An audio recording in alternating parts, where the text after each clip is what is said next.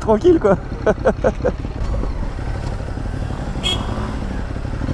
J'avais un petit peu de marge en effet, mais bon, le gars vraiment il regarde pas du tout ses rétroviseurs quoi, c'est open bar quoi.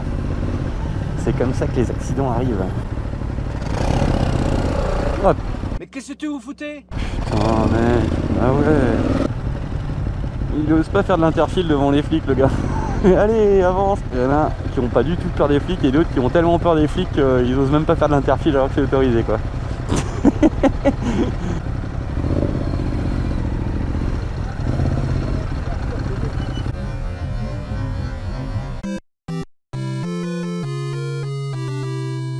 Hop.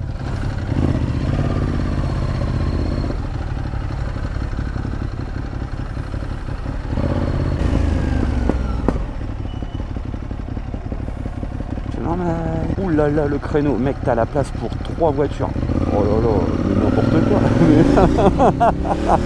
Putain, il a la place pour garer un bus le gars quoi.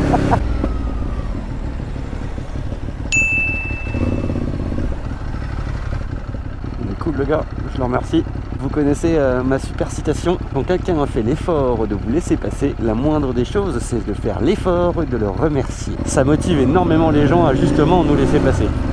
Quand quelqu'un fait l'effort de se décaler et puis que vous passez comme ça en mode normal que tu me laisses passer, petit à petit les gens ils font de moins en moins. En revanche, si à chaque fois vous les remerciez, ils vont se dire ouais c'est cool et tout, puis ils vont essayer de plus souvent vous laisser passer.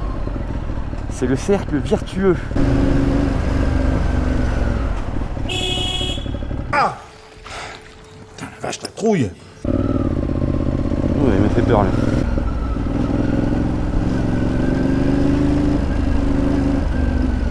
Ouais, j'y vais pas parce que je suis à peu près sûr que je suis dans son angle mort. J'ai peur qu'il...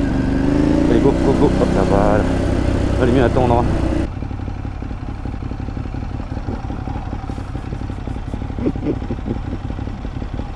Trop mignon. Futur motard, lui, je pense.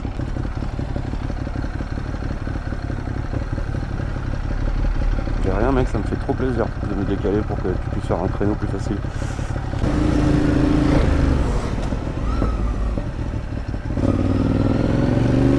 Pas mal, mec.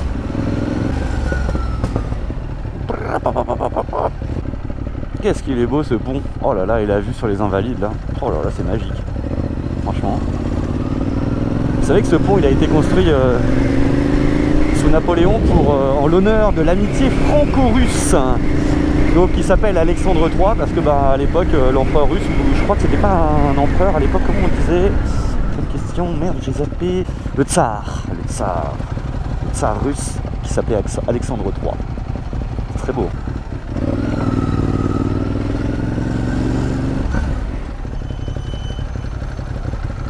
J'ai failli me faire avoir par le feu rouge qui n'existait pas ici avant, ou du moins il était plus pendant un moment avec les travaux.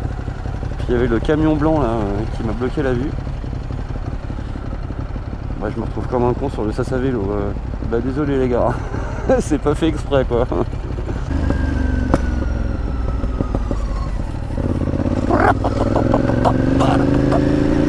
Oh il est beau le chien. C'est un berger australien ça je crois. Comment il donne une des fesses, c'est trop mignon. Baby, please forgive me not.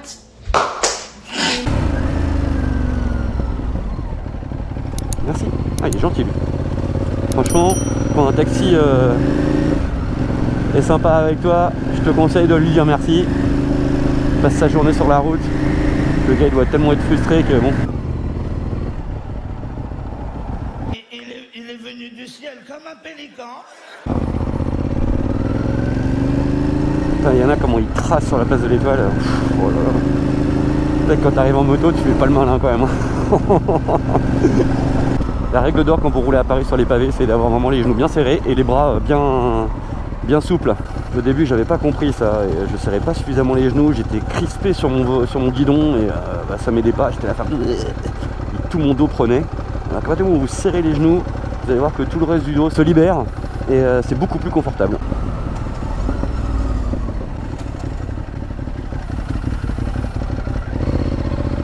Le nombre qui passe le rouge là devant la police, c'est quand même hallucinant quoi.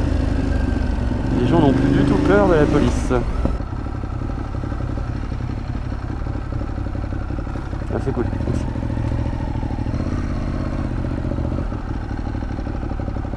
Ah, c'est cool les mecs qui anticipent comme ça. Puisque c'était rouge pour lui devant, il s'est dit bah tiens je vais le laisser passer. Ça c'est la mentalité que j'aime bien, ouais. Je trouve ça cool. Oh là là, j'avais pas vu la façade de cet immeuble. Waouh. Oh le taf. Comment il est beau. Avec les deux statues qui retiennent le dernier balcon au 5e étage. C'est beau. Oh, au 4e par contre. Pardon. Ah ouais. Regarde-moi ça. Oh là là là là. Ah, il est magnifique cet immeuble. Vraiment très beau. Bon, faut que je regarde où je vais là parce que j'ai la tête dans les étoiles.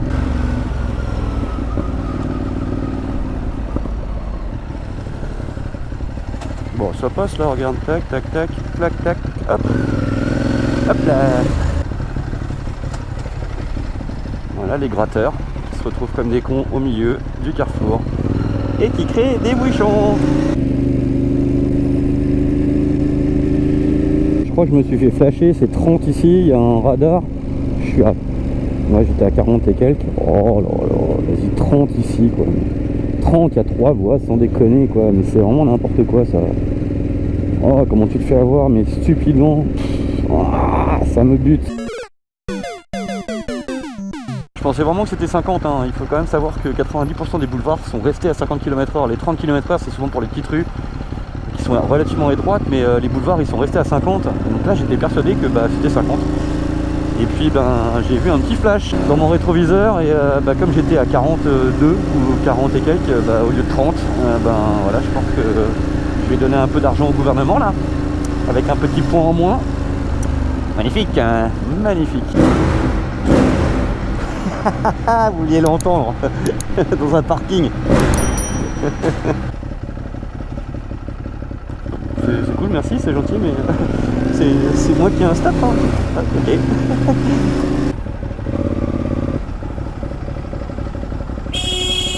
Qu'est-ce que tu fais, mec? Mais t'es trop nul, toi. Toi, t'es... Bah oui, t'es trop nul. Hein. Pas de clignotant, rien, je le vois arriver, je me dis, mais qu'est-ce qu'il va faire? Bah oui, il se met à gauche pour tourner à droite, il se passe devant toi. Ah, c'est dangereux, ça.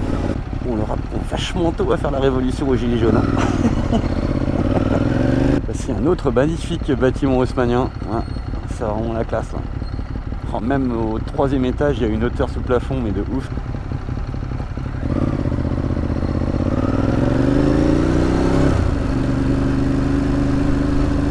Non, passe pas. Tu passes, mais derrière moi. Si tu roules le feu rouge. Ça doit être confortable de rouler à Paris avec ça. Les pavés et tout, c'est un canapé quoi. Moi je suis là. C'est vrai? Et pourquoi t'as changé? Bah justement, j'ai fait beaucoup de route. D'accord, t'avais besoin d'un truc un peu plus... Oui, et puis ça... Ouais. Et le son, j'étais amoureux du son. Moi aussi. J'avoue, c'est... c'est autre chose, ouais. C'est plus aseptisé. Ouais.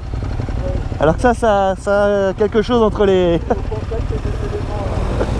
Bonne journée. Vous savez à quel point je suis fan de la marque Ducati, mais de plus en plus j'en peux plus du service en fait.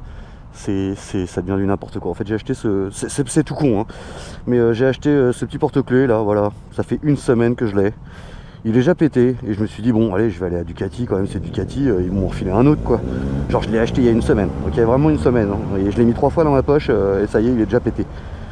Et bah les gars non, ils peuvent pas. Sinon ça va être début de ma com. Le commercial, c'est vraiment, mais chez Ducati, ils sont à l'ouest complet les gars.